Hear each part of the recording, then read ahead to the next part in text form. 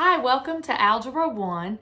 We're starting in Lesson 24 in our Saxon book. So if you'll join me to page 102, we're looking at the multiplicative property of equality. And I know that sometimes you can hear terms in algebra and it might be a little bit intimidating, but as long as you understand what those terms mean, then it makes it a lot easier. Now, the multiplicative property says if we know that something is equal to it and we multiply the same value to both, it is still equivalent.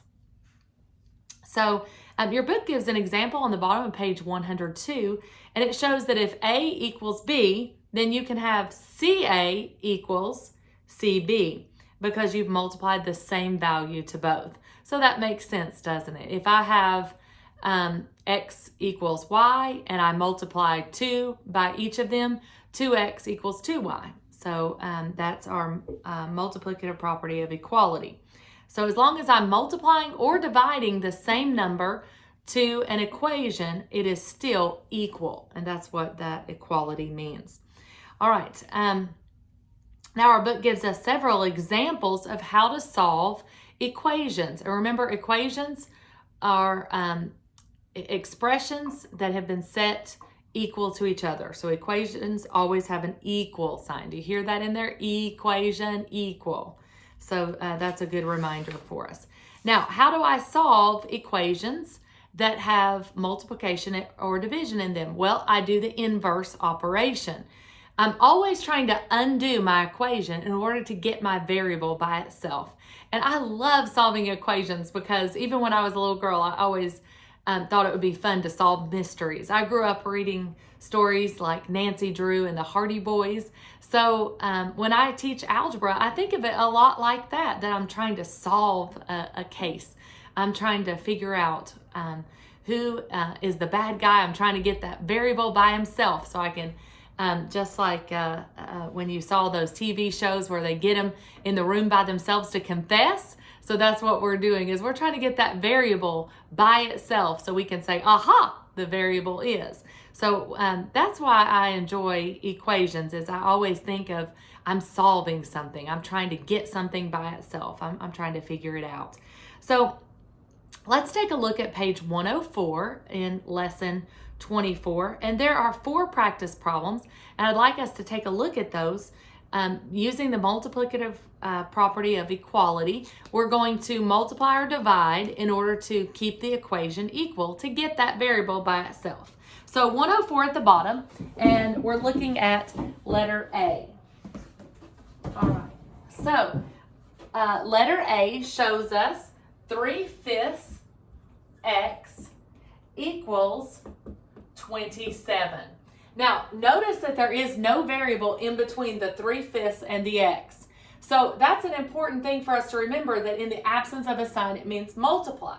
Well, if I'm multiplying 3/5, in order to undo it, I would have to divide 3/5. Now, if I divide 3/5, that's going to be very confusing. Well, remember that when I'm dividing fractions, it's really just multiplying by its reciprocal. So if I multiply by the reciprocal of 3/5, it's 5/3. And you'll notice the 5's cancel out, the 3's cancel out, and it leaves me with just the variable x. Everything else canceled out. Now, how can I do that is the multiplicative property. As long as I'm multiplying the same to both sides, I've kept that equal sign balanced. I like to think of the equal sign like a teeter-totter, right? Have you ever been on a teeter-totter when your friends jumped off and you went flying up in the air really fast, right? So a teeter-totter, you want to keep it balanced. So if I multiply more weight to one side, I have to add that same weight to the other side to keep it balanced, right? My family recently went to a Christian camp, and we enjoyed, and one of the exercises was trying to balance, and that was a lot of fun, trying to get everybody to move a certain way, right? So it's kind of like these equations. We're multiplying the same to undo to get that variable by itself to solve, right? So I've got 27 whole, and I put that over 1. Now 3 goes into 27 9 times, so 9 times 5 is 45. Aha! I got my variable by itself by doing the inverse of 3/5, which is 5/3. So the inverse of dividing a fraction is just multiplying by its reciprocal. So x is 45. And we can always plug that in to check. If I say 5 divided into 45 is 9, 9 times 3 is 27. We're going to put a check there because we checked to make sure that our problem was correct. Now let's take a look at another one. Let's look at letter B. Letter B has a mixed number. So what's our mixed number? 3 and 1/5 y equals 32. Now that is a mixed number, so let's convert it to an improper fraction. So I multiply the denominator. If I have 3 whole and my denominator tells me how many parts are in every whole, then 5 times 3 is 15 plus 1 is 16. So I've got 16/5 y equals 32. Notice that I haven't changed anything. I just rewrote it to be an improper fraction. Basically, I just took my whole pies and I cut them up into pieces. If they're all in fifths, I know that I have 16 pieces and every 5 pieces is 1 whole. That's equivalent, right? Now I'm going to multiply by its inverse, 5 over 16 times 5 over 16. Notice that I multiplied the same to keep my teeter-totter, my equal sign is balanced because I did the same to both sides. Remember that algebra is always fair. Whatever I do to one side of the equation, I have to do to the other. So the 5's cancel out, the 16's cancel out. Aha! I've got the bad guy in the room by himself. I've got y by himself. Now I've got 32 whole. That's another way to write 32 over 1. And then 16 will go into 32 2 times. 16 divided by 16 is 1. So my final answer is 10 over 1 or just 10. So I've solved my equation. Now let's go back to the original and let's check. So if I have 16/5, 5 goes into 10 2 times. 2 times 16 is 32. We got it right. So we checked. I love to always go back and check to make sure I did my work correctly. Let's look at another one. Now, C and D look a little odd because they're written as fractions. So it is x over 1/4 equals 20. Now that looks odd, doesn't it? It's saying x is divided by 1/4. Well, if it's being divided by 1/4, I can just multiply by 1/4 to cancel it out, right? And that's going to cancel it because that would be 1/4 over 1. They would cancel. So x equals 20 over 1. 4 goes into 25 whole times. 4 divided by 4 is 1. So my final answer is x equals 5. Well, we can go back and check. If I have 5 whole and I divide them into fourths, how many friends would I be able to give if I had made 5 whole pies and I divided each of the 5 pies into a fourth? How many friends would get a fourth of a pie? Well, it's 20. So that's correct. All right. Now, the last one that we'll do together, we don't typically do every review problem together, do we? But since these are a little bit confusing sometimes, let's go ahead and do them. And plus, they don't take long to work, do they? All right, so letter D. On letter D, I've got x divided by 2 and 1/4 equals 5. Now, let's rewrite that. X divided by, remember, I take my denominator and I multiply it by my whole. So 4 times 2 is 8, plus 1 more is 9. So 9 over 4 equals 5. Now, if it's x divided by 9/4, the inverse operation would be multiply by 9/4. So multiply by 9/4. Now, that's going to cancel this out, and it's going to leave me with x. Now, 4 will not go into 5, so I'm just going to have to rewrite it. It's going to be 45 over 4. Now, I can rewrite it, and I can say x equals, and that would be 11 and 1/4, right?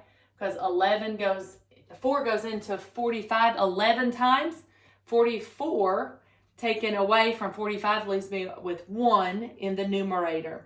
So that would be letter D. So we worked through A through D, and I hope that that's a good practice for you all at home, just to be able to look through those and to understand the multiplicative property. Now let's jump into lesson 25. This is the solution of equations.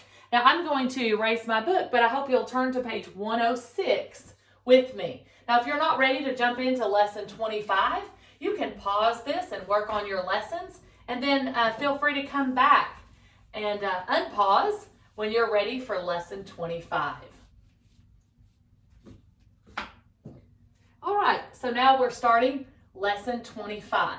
And I hope lesson 24 went smoothly for you at home. All right, now we're looking at the solution of equations. Remember, that's when I'm getting my variable by itself. I'm solving it. So an answer or solution means the same thing, but we always want to check those. All right, it says the same quantity can be added or subtracted as long as you do it the same to both sides, as well as what we just learned in lesson 24, that we can multiply or divide. All right. Now, one thing I want to point out to you is the order of operations. When we're solving any kind of equation, we undo the order of operations. So usually we multiply and divide before we add or subtract. But when we're solving an equation, we undo the order of operations. So we would add or subtract first, then multiply and divide. So we're always undoing the order of operations to get that variable by itself. All right, so let's take a look at page 108, and we're looking at practice A. Practice A says 2/5 x minus 3/10 equals 1/2. Now, one thing you could do is convert everything to a decimal. If you've memorized those before, some of my younger classes have had to memorize those. So if you have, that would be a great, easy way to convert 0.4 x minus 0.3 equals 0.5, right? So that would be a quick and easy way to solve these. If you haven't done that, that's okay. What we'll do is convert everything to tenths. So how many times will 5 go into 10? It's 2. So that would be 4/10 is equivalent to 2/5. X minus 3/10 equals, how many times will 2 go into 10? That's 5. So 1 times 5 is 5. So I've just converted everything to have it the same. Now, your book also teaches you could multiply everything by 10 and get rid of your fractions, couldn't you? And that would be a fun way to just get rid of all of those as well. All right, so I'm trying to get my variable by himself, so I would add 3/10. I'm undoing the order of operations. I'm adding 3/10. So that cancels out. Notice whatever I do on one side of the equal side, I also have to do the other. Math is always fair. It would be like in my classroom. I wouldn't just hand out candy to some and not to all, unless just one had earned it, right? So the equal sign is a balancer. So if I add something to one side of the equal sign, I have to do it to the other side. So now I've still got my variable, and I think of the coefficient that's with x, I always think of that as my bodyguard. So, you know, when you're trying to solve a case, sometimes he'll have his bodyguard with him, so you got to get all the clues together. So I think of all the constants as clues that I have to get together. And then when you're solving it, you get those clues together, and then you have to get the bodyguard to leave the room, and then you can say, aha, there's the bad guy. What's x, right? So I've got 4/10 equals, I've got 5/10 plus 3/10 is 8/10. So I've got 4/10 x equals 8/10. Now, remember that my coefficient is the bodyguard. I'm undoing the order of operations. So I got rid of the minus 3/10 by adding 3/10 to both sides. I've combined the constants.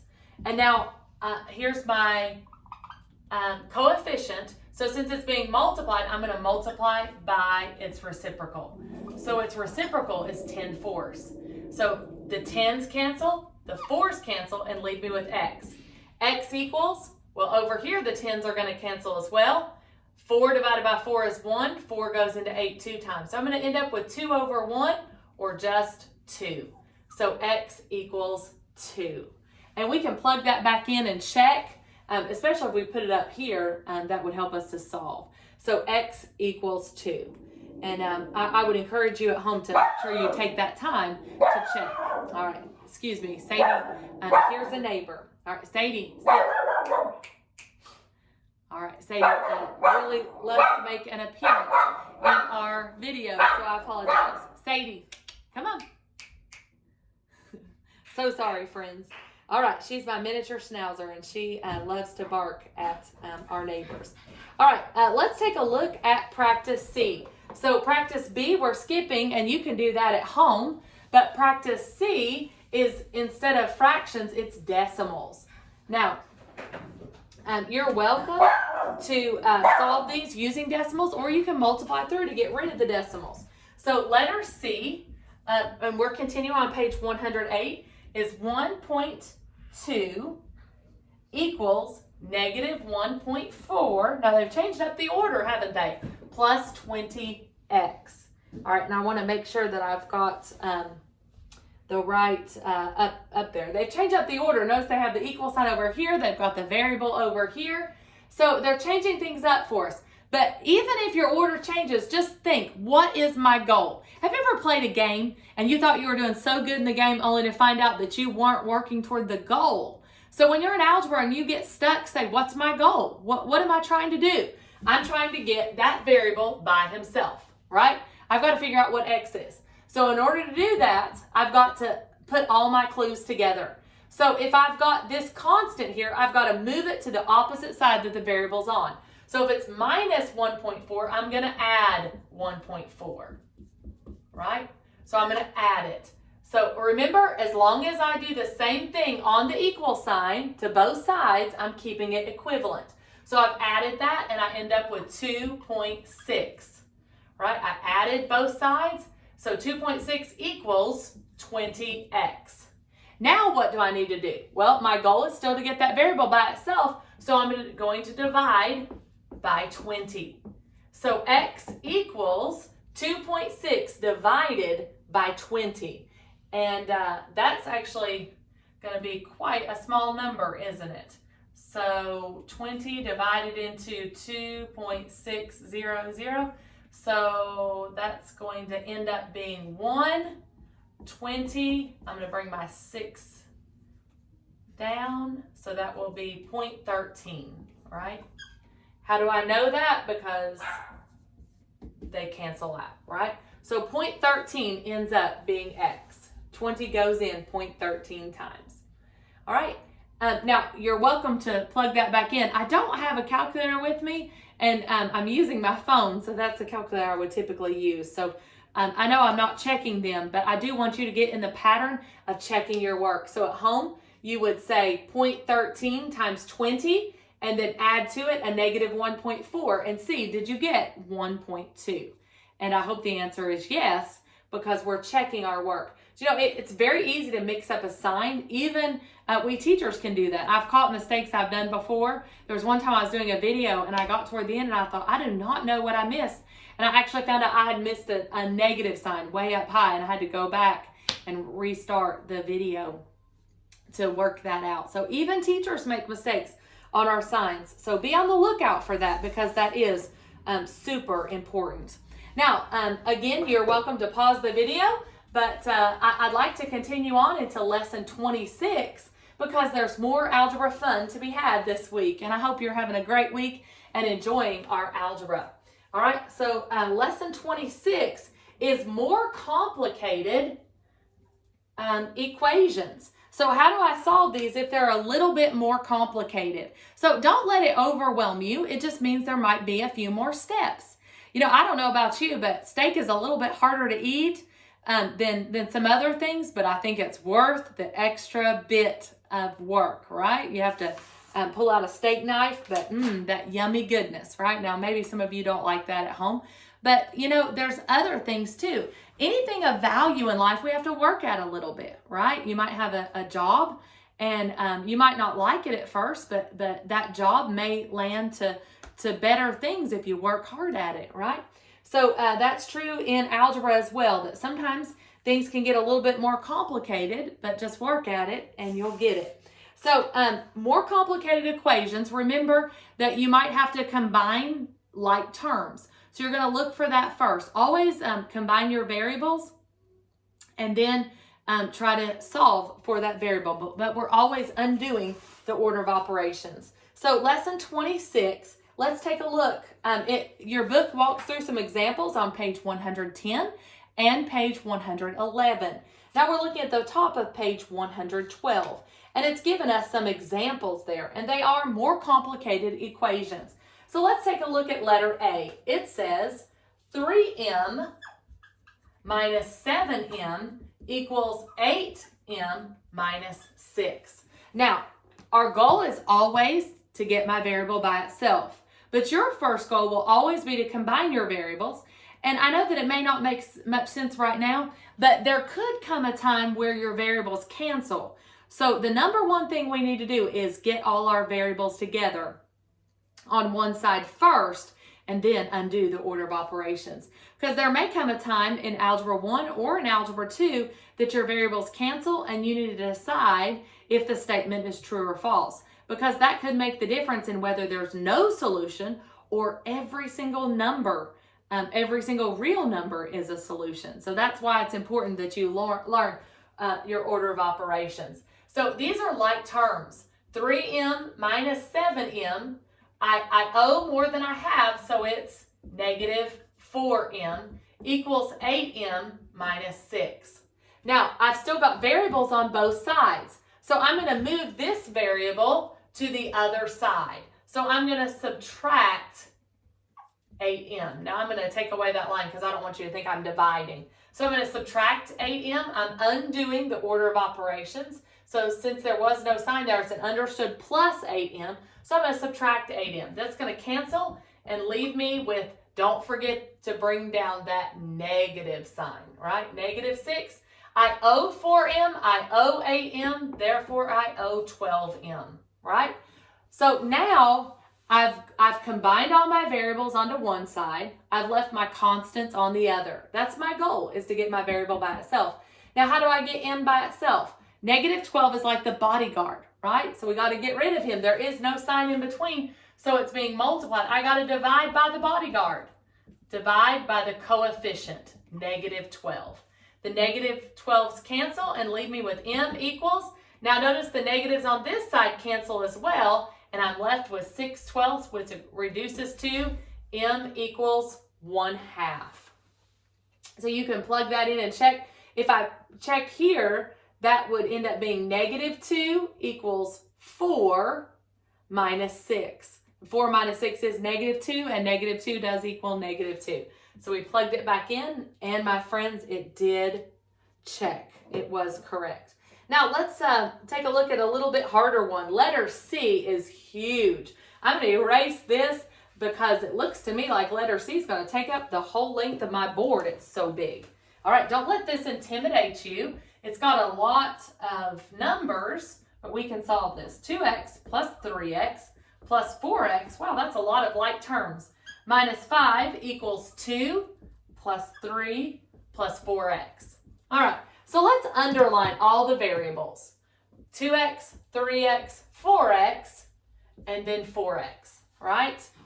Now, notice that these are all my constants, right? So we have to decide, I've got to get all my variables to one side and all my constants on the other. So I'm going to start out by subtracting 4x. And when I do that, that's actually going to cancel out both of these, isn't it? Because I subtracted 4x from both sides, but it canceled it on both sides. But I'm still left with 2x and 3x, so that would be 5x. Now, you might say at home, I wouldn't have done it that way. I would have said 2 plus 3 is 5, plus 4 is 9, and then 9 minus 4 is, same thing, 5x. So isn't that the great thing about algebra is we can look at it different ways, but it will still work out the same, right? Now, 5x minus 5 equals 2 plus 3. Now, let's go ahead and combine these. So I know 2 plus 3 is 5, but I've still got 5x minus 5 equals 5, right? I combine 2 plus 3 as constants. Now, how do I get this variable by itself? Remember the constants I have to get on the other side. I'm undoing the order of operation. He's got his bodyguard with him, but I'm not going to worry about his bodyguard yet. I've got to worry about the constants first. So I add 5 to both sides. Now be careful, both of them don't cancel, only when they're the opposite signs. This cancels because it's negative 5 plus 5. but I have 5. I have 5 more. Now I have 10, right? So now it's 5x equals 10.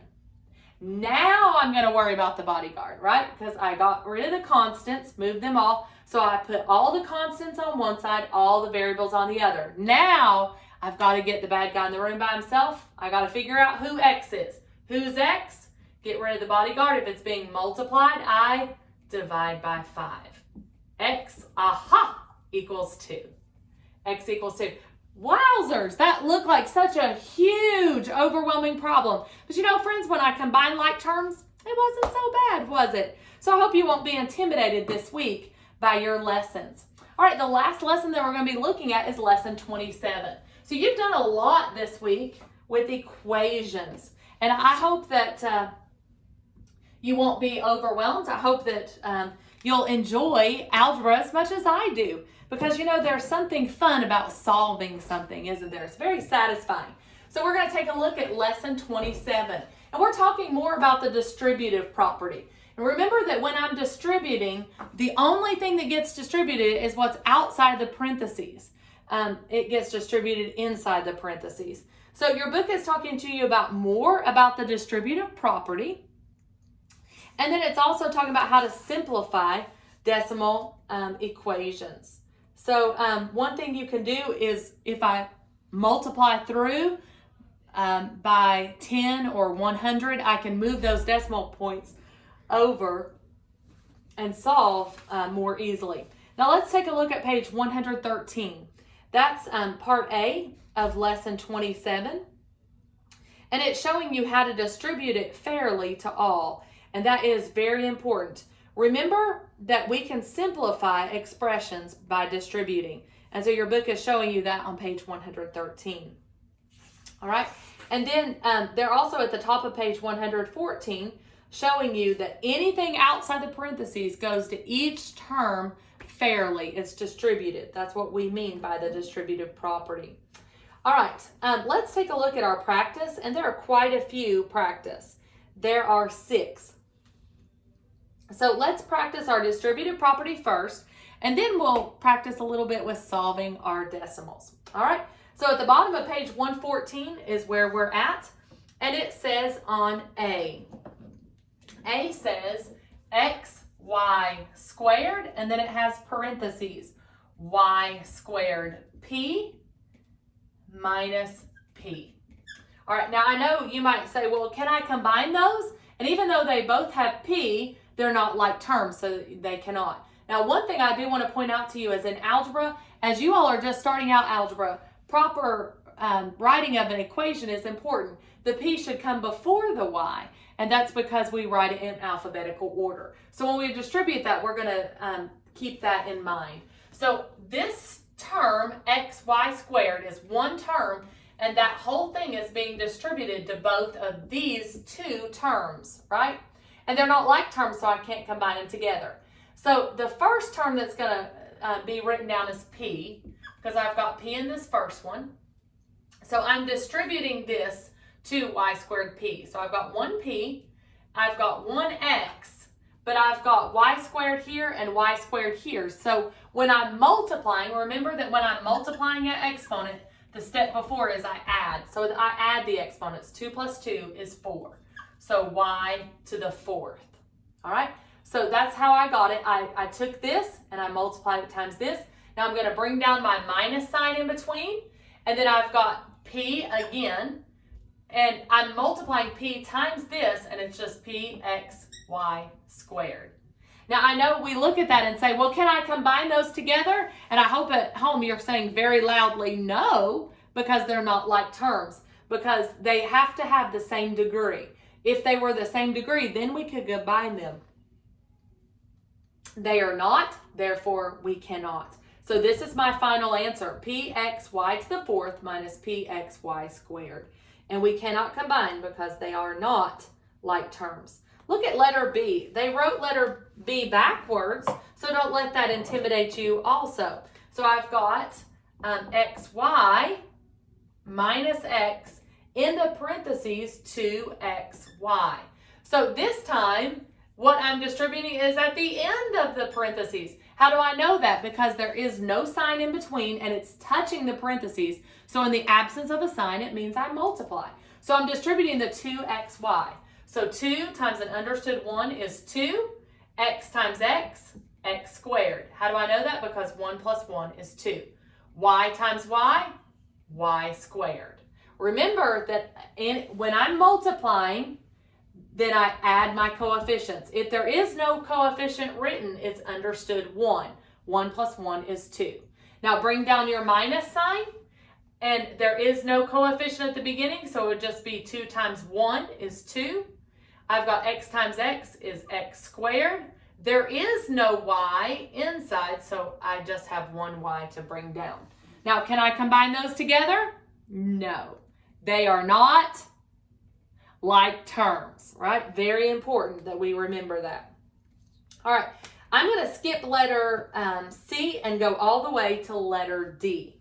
So letter D says 2x squared m squared, and then it has parentheses m squared minus 4m.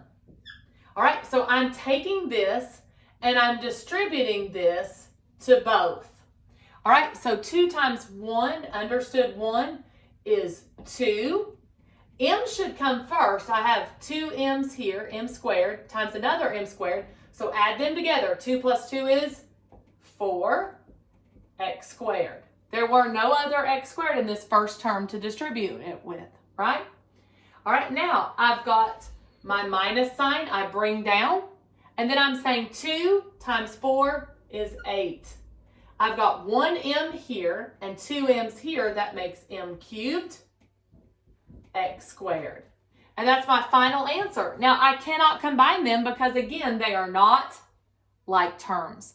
Now, if I had m to the 4th, x squared, and m to the 4th and x squared, then I would say 2 minus 8 is negative 6, but only if they were like terms. In this case, they are not, so I cannot combine them. All right, friends, those are your 4 lessons this week. So I hope you enjoy it, and I hope you have a lot of fun working on equations this week and distributing. This last lesson, lesson 27,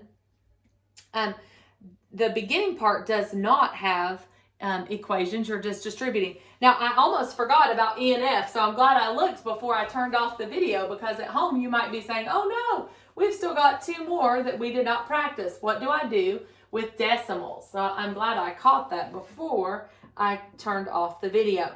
So the last section is about how to convert decimals and make them more easy to solve. So let's take a look. I've got it. Your book says 0 point, but I just write 0.08x. You can write the O at the beginning, but if I have nothing, it's understood as O, right? So 0.8x minus 0.1 equals 16.7. Now I've got to solve for the variable, but the dilemma I have is I have so many decimal points. And, a lot of students, when they look at those decimal points, say, oh, I really dislike decimals, right? Don't let decimals intimidate you. They're just a part of a whole, right? It's just another way to write a fraction. But if I understand this is 2 place values, 1, 1, if I multiply all of this by 2 place values, 100, that's 2 zeros, it will move all of those out. So if I multiply all this by 100, I can have an equivalent equation. So 0.08 multiplied by 100 would move it over 2 places because of the 2 zeros. So it would be 8x. Now remember, whatever I do to 1, I have to do to all. That's the distributive property. So if I multiply this by 100, I've got to multiply 0.1 by 100. So I've got to move it 1, 2, so minus 10. Do you see where that came from? Because I had 0.1, if I move it over 2 places, I've got to annex a 0. So that's where the 10 came from. So minus 10 equals, and I've got to move this one over to 1, annex. So I'm going to have 1,670. How did I get that? Remember, I just moved it over 2 places. Now I'm going to solve for my unknown. Remember, my goal is to get x by himself. He's got a bad guy with him. He's got his bodyguard. So I'm going to first move all the clues to one side and add 10. Add 10, and that leaves me with my variable, the bad guy with his bodyguard, equals 1,680. I'm going to divide through by 8. Why did I divide through by 8? Because in the absence of a sign, it means multiply. The inverse of multiplication is division. I divided 8 into both sides. X equals 8 goes into 16 two whole times. 8 goes into 8 once. 8 goes into 0, 0. So X equals 210. Look how much easier that was than dealing with my decimals. So your book is showing you how to easily solve when you've got decimals. Let's try one more, since that might be a little bit intimidating for some of you guys. 0.7m plus 0.6m equals 3.4. All right? So let's multiply everything through. Since there's only one place value in each of those, multiply everything through by 10. So that would be 7m plus 6m equals 34. How much nicer is that? And how is it fair? Because I've distributed 10 to all, right? As long as I keep it equivalent. So what's 7 plus 6? Because both of these are like terms, 7m plus 6m is 13m. Do you see they are like terms because they're both m to the first power. So 13m equals 34. Now, how do I get m by itself? If it's being multiplied by 13, I divide it by 13. So m equals, and it will not go in evenly, so I know that what I have to do is just leave it as a fraction, 34 over 13. It won't go in nicely, so we'll leave it at that. All right, friends, I hope that this is an encouragement to you, and I hope you have a great week, and I look forward to seeing you next week with 4 more Saxon Algebra 1 lessons. God bless you.